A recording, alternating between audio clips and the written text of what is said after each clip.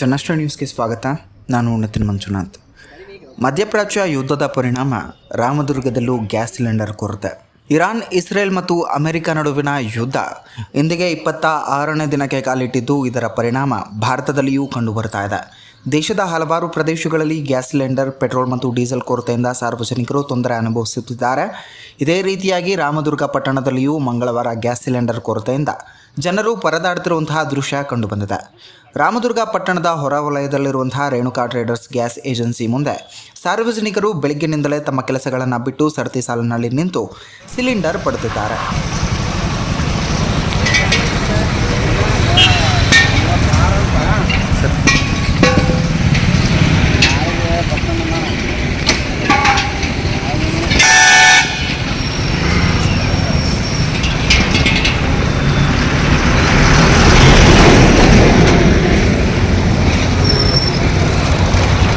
ಬೇಕಾದ್ರೆ ದಿವಸ ಸರ್ ಮನಿ ಕಳ್ಸ್ಬಿಡ್ರಿ ನಾವು ನಮಗೆ ಕೊಡ್ರಿ ಸರ್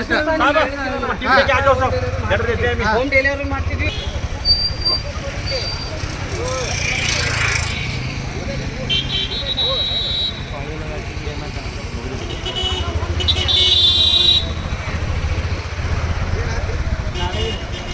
ಇಂದಿರಾ ಕ್ಯಾಂಟೀನ್ ಗುತ್ತಿಗೆದಾರರು ಹೇಳಿದ್ದಾರೆ, ನಮ್ಮ ಇಂದಿರಾ ಕ್ಯಾಂಟೀನ್ಗೆ ವಾರಕ್ಕೆ 4 ಸಿಲಿಂಡರ್ಗಳು ಬೇಕಾಗುತ್ತೆ.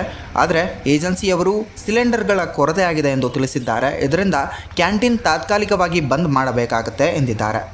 ರೇಣುಕಾ ಟ್ರೇಡರ್ಸ್ ಗ್ಯಾಸ್ ಏಜೆನ್ಸಿ ಮಾಲೀಕ ಸುಭಾಷ್ ಮಾತನಾಡುತ್ತಾ, ಮಧ್ಯಪ್ರಾಚ್ಯ ಯುದ್ಧದ ಕಾರಣ ದೇಶದಲ್ಲಿ ಗ್ಯಾಸ್ ಸಿಲಿಂಡರ್ ಕೊರತೆ ಉಂಟಾಗಿದೆ. ನಮಗೂ ಬೇಡಿಕೆಗೆ ತಕ್ಕಷ್ಟು ಸಿಲಿಂಡರ್ ಲಭ್ಯವಿಲ್ಲ. ಸಾರ್ವಜನಿಕರು ಸಹಕರಿಸಬೇಕು. ಬುಕ್ ಮಾಡಿದವರಿಗೆ ನೇರವಾಗಿ ಮನೆಗೆ ಸಿಲಿಂಡರ್ ಪೂರೈಸಲಾಗುವುದು. ಯಾರೂ ಆತಂಕ ಪಡಬೇಡಿ ಎಂದು ಮನವಿ ಮಾಡಿದ್ದಾರೆ. ಸಿಲಿಂಡರ್ ಗ್ಯಾಸ್ಗಾಗಿ ಬಹಳಷ್ಟು ಜನ ಲೈನ್ ನಲ್ಲಿ ನಿಲ್ಕೊಂಡರೆ ಕಾರಣ ಏನು? ಕೊರತೆಯ ಕಾರಣ ಅಥವಾ ತಾವು ಸರಿಯಾಗಿ ಸರ್ವಿಸ್ ಕೊಡ್ತಾ ಇಲ್ಲ? ಸರ್, ಕೊರತೆಯೇ ಕಾರಣ.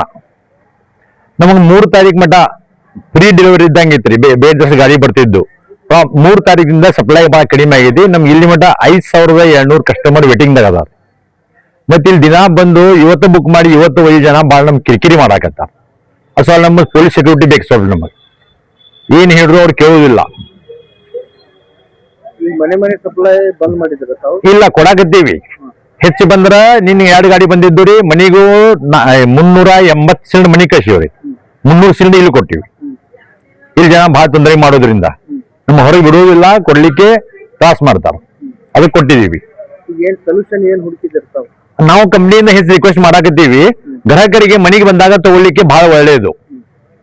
ಮನ್ಯಾಗ ಅಲ್ಲೇ ಬುಕ್ ಮಾಡಿ ಮನೆಗೆ ಬಂದಾಗ ತಗೋಬೇಕು.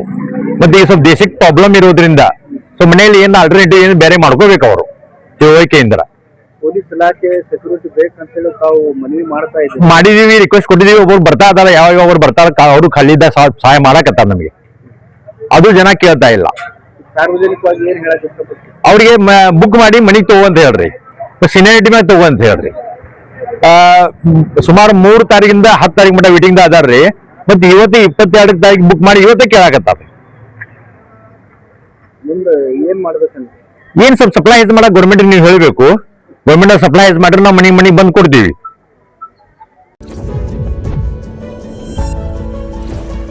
ಇದೇ ರೀತಿಯ ನಿರಂತರ ಅಪ್ಡೇಟ್ಗಳಿಗಾಗಿ ನೋಡ್ತಾ ಇರಿ ಜನಶ್ರೀ ನ್ಯೂಸ್.